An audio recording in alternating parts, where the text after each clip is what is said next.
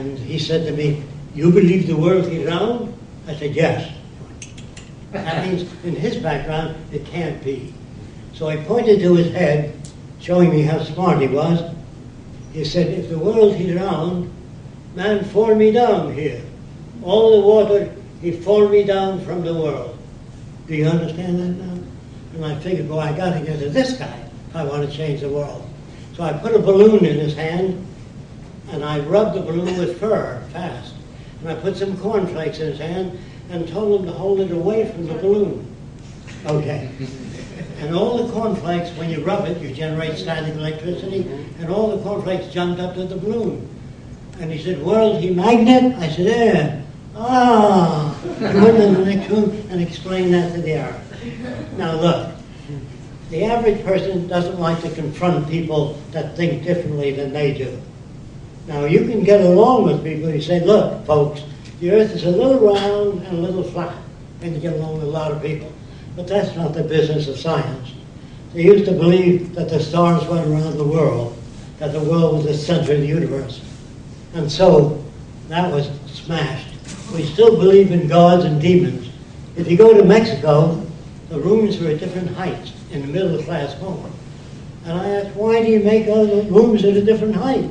Because the devil doesn't like to walk up or down stairs. He likes to walk on a flat plane. And they believe that with a straight face, just like a Christian does this before he goes off a diving board or into a bullfight. Now try to picture this. In ancient Rome, maybe on Saturday, I'm not sure the day, the whole family would come to see Christians being fed to lions. And the kids would say, "Daddy, can we come next week to see Christians being fed to lions?"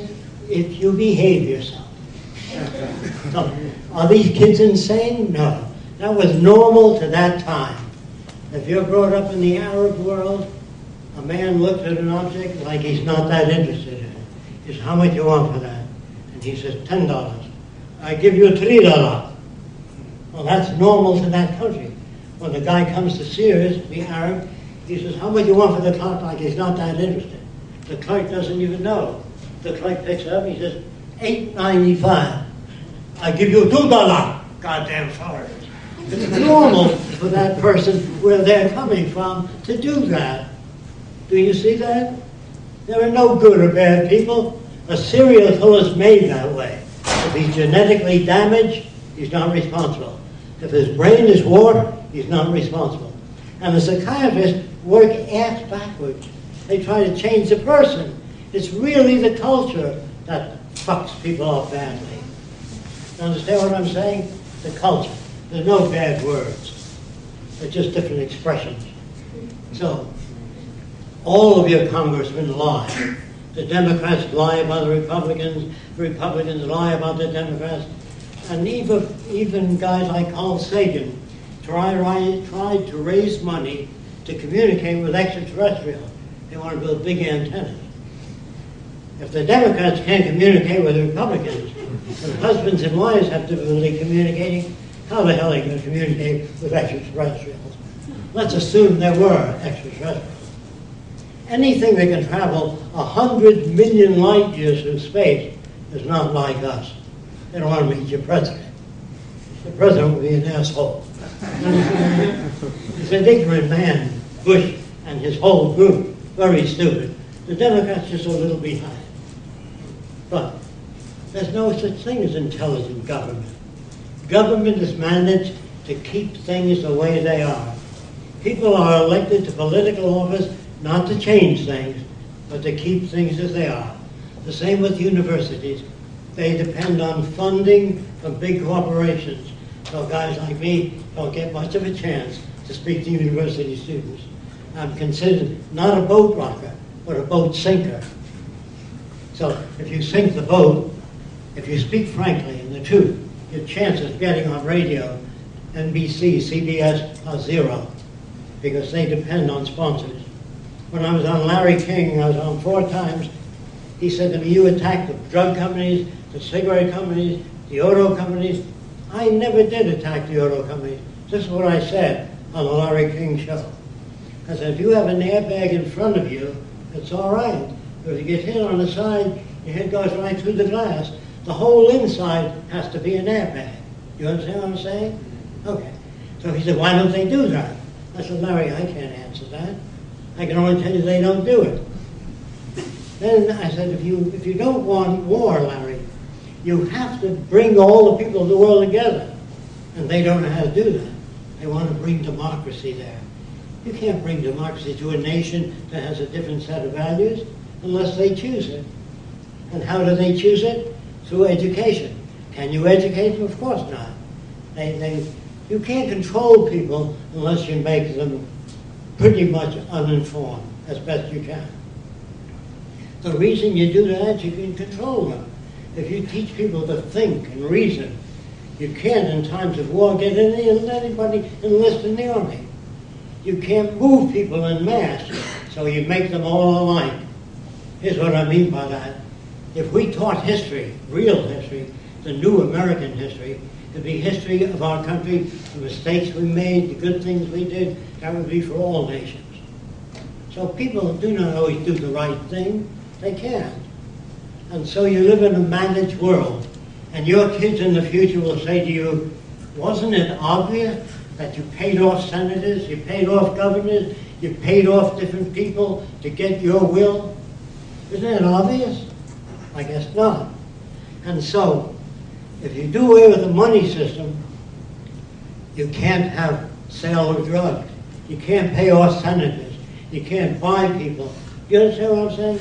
As long as you got money, no matter who you elect, you say, well, maybe if we elect decent people in government, no way. Even if you had the most decent people in the world, taken from the best churches you like, if you ran out of resources, be lying, cheating, killing, stealing. It's resources that people need, not money. Access to resources. Is there anybody who has difficulty with that? So I will just take another drink, if you don't mind. Thank you.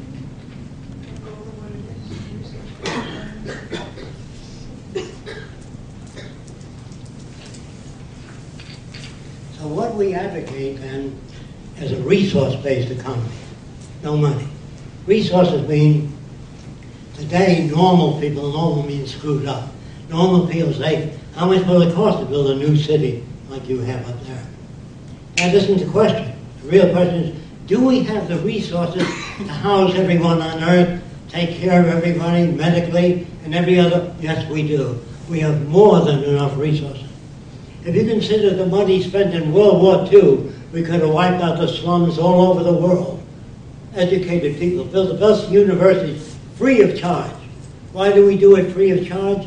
Because the smarter the kids are, the richer all of us are. Every kid shooting up drugs, hanging out in malls. Why? They have no place to go. There should be art centers, music centers, cultural centers, theater groups where people can go. They hang out in malls and coke stands because there's no place to go. And the government, I'm going to say this, the government and industry doesn't give a shit about people. Proof now. They would not outsource. If I have a big factory, if I pay my help more than the minimum wage, I can't stay in business. If he outsourced it to China. You understand? You're not going to invest in a company that builds playgrounds for the women's children that work in the factory.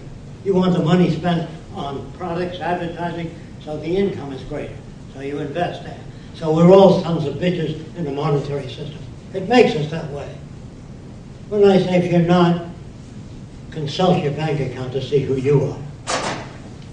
So it's very difficult in a monetary system to be decent or fair. A lawyer is a guy who can take language and do whatever the hell he wants with it. He can, best believe he's a good lawyer. He can make your system sound bad. So in the future, there'll be no lawyers, no bankers, no investment brokers, no one that makes money by not donating service to the country. So the future, you'll have structural engineers, chemical engineers. They don't run the country, by the way. They merely deal with problems. That's hard to understand. I'm not talking about a technical elite. I have just as much fear of that of any other system. I'm talking about the intelligent management of the Earth's resources. That's what